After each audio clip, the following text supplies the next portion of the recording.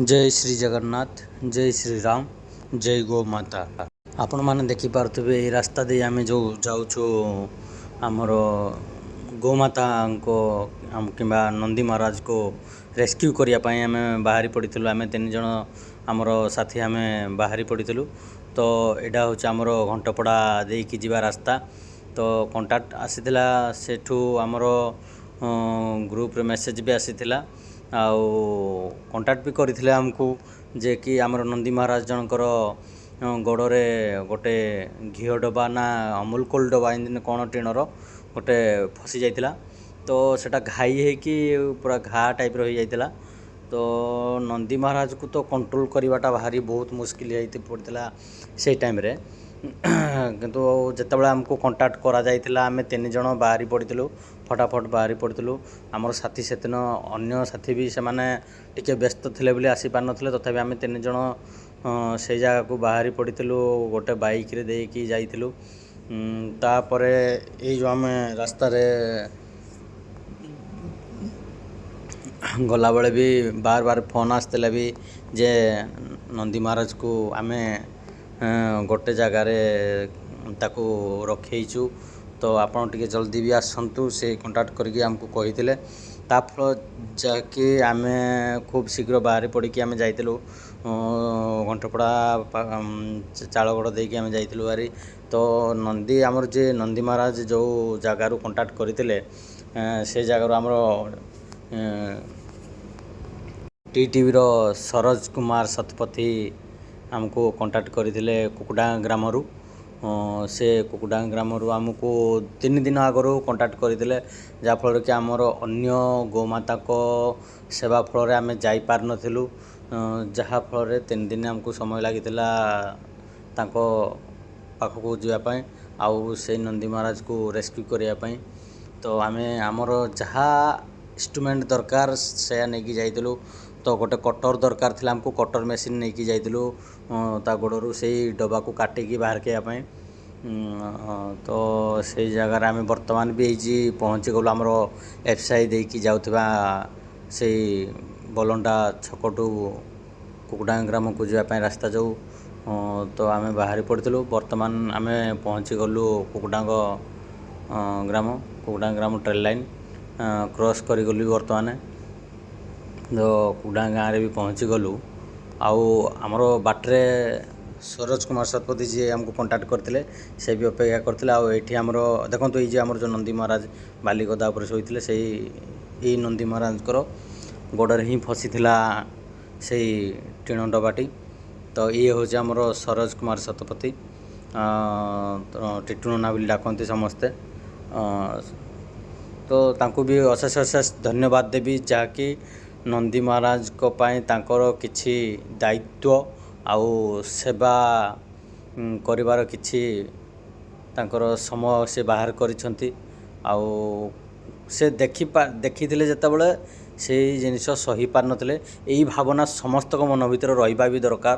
कारण आज आमर माने दुनिया रे गोमाता सेवा ही आमर धर्म आउ कर्म।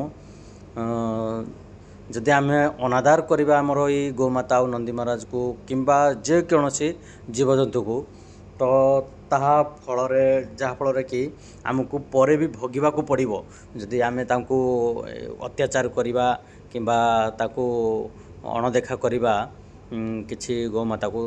तो आम निश्चिंत पर पीढ़ी आम भी बहुत भोग असुविधा पाइबा। तो ये नंदी महाराज को पकई थिलु जेतेबेले आम तांको रस्सी लगे कि बांधिकी तले पकेवा बहुत चेष्टा कराइला। आमर साथी मैंने चेष्टा करते साथ देते मो सहित।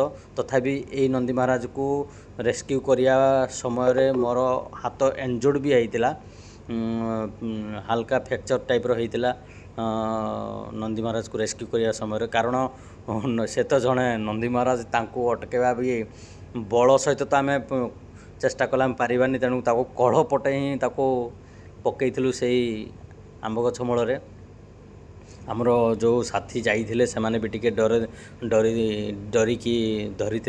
तो जिते नंदी महाराज टिके डिया कूद करते से छाड़ी देते जहाँफल कि मो हाथ चापी देता ଆଉ ରସିରେ।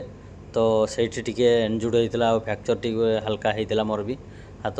ତଥାପି ଭଗବାନଙ୍କର ସେଇଟା ଗୋଟେ ତ ଯାହା ଅଛି। ତାପରେ ଆମର ତାଙ୍କର ସ୍ୱାସ୍ଥ୍ୟ ପ୍ରତି ଯାହା ଟ୍ରିଟମେଣ୍ଟ ଆମେ କରିବା କଥା କରିଦେଲୁ।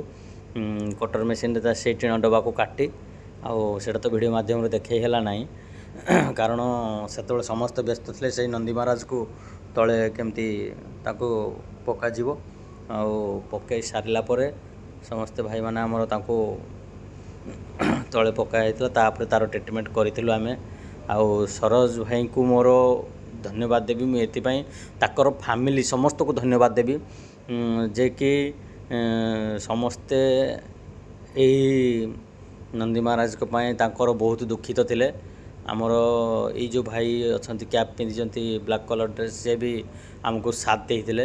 ତାଙ୍କର ଯେଉଁ ସହକର୍ମୀ ଆମର ଯିଏ ରସି ଧରିଛନ୍ତି ଆମ୍ବ ଗଛରେ, ସେ ବି ଆମକୁ ସହମତି ଦେଇଥିଲେ, ସାହାଯ୍ୟ କରିଥିଲେ ଆମକୁ। ଯେହେତୁ ଆମର ସାଥୀମାନେ ସମସ୍ତେ ବ୍ୟସ୍ତ ଥିଲା ଭିତରେ ଆସିପାରିନଥିଲେ, ତେଣୁ ଏଇ ଭାଇମାନେ ହିଁ ଆମକୁ ସହଯୋଗ ଦେଇଥିଲେ। ଯେତିକି ବି ସମୟ ଦେଇଥିଲେ ସେମାନଙ୍କୁ ଧନ୍ୟବାଦ କରିବି। ଆଉ ସେପଟେ ବି ଆମର ଏଇ ଯେ ସରୋଜ ଭାଇଙ୍କ ତାଙ୍କ ମା ଆଉ ତାଙ୍କ ୱାଇଫ୍, ତାଙ୍କ ବାପା ସମସ୍ତେ ସେଇ ଜାଗାରେ ବି ଦେଖୁଥିଲେ କେମିତି ନନ୍ଦୀ ମହାରାଜକୁ ଟ୍ରିଟମେଣ୍ଟ କରାଯିବ ଆଉ ତାଙ୍କୁ କେମିତି ଧରାଯିବ, ସମସ୍ତଙ୍କର ଚିନ୍ତା ଗୋଟେ ଥିଲା। ତ ବହୁତ ଆମକୁ ନନ୍ଦୀ ମହାରାଜ ବହୁତ ହଇରାଣ କରିଥିଲେ ସେଦିନ, ବହୁତ ଦୌଡ଼ିଥିଲେ, ଗାଡ଼ି ମଟର ରାସ୍ତାରୁ ବି ବହୁତ ଦୌଡ଼ିଥିଲେ। ଏଇ ଗୋମାତା ସେବକ ତରଫରୁ ତାଳଚେରରୁ ଆସିକିରି ଗୋଟେ ଷଣ୍ଢଟେ ଦୀର୍ଘ 4-5 ଦିନ ହେଲା, 5-6 ଦିନ ହେଲା କଷ୍ଟ ପାଉଥିଲା। ତା ଗୋଡ଼ରେ ଗୋଟେ ଘିଅର ଟିଣ ଡବା ପଶି ଯାଇଥିଲା, ଯାହାଫଳରେ ଗୋଡ଼ରୁ ତାର ରକ୍ତ ବାହାରୁଥିଲା ଆଉ ଗୋଡ଼ରେ ବି ବହୁତ କଷ୍ଟ ପାଉଥିଲା। ତାପସ ବାବୁକୁ ମୁଁ ଦୀର୍ଘ କାଲି ବୋଧେ ଫୋନ୍ କରିଥିଲି, 2 ଦିନ ହେଲା। ସେ ଫୋନ୍ ପାଇବା ମାତ୍ରେ କାଲି ଟିକେ ତାଙ୍କର କାମ ଥିଲା, ଆଜି ସକାଳୁ ସକାଳୁ ସେ ନିଜେ ମୋତେ ଫୋନ୍ କରିକି ତାଙ୍କ ଟିମ୍ ଧରିକିରି ଆସିକି ଷଣ୍ଢଟିକି ଠିକ୍ କଲେ ଏବଂ ତା ଗୋଡ଼ରେ ଔଷଧ ଲଗାଇକି ତାକୁ ଠିକ୍ କଲେ। ତେଣୁ ଆମ ତରଫରୁ ମୁଁ କୁକୁଡ଼ାରୁ କହୁଥିଲି, କୁକୁଡ଼ାଙ୍କ ଗ୍ରାମବାସୀ ତରଫରୁ ତାଙ୍କ ଟିମ୍କି ଧନ୍ୟବାଦ ଅଶେଷ ଧନ୍ୟବାଦ।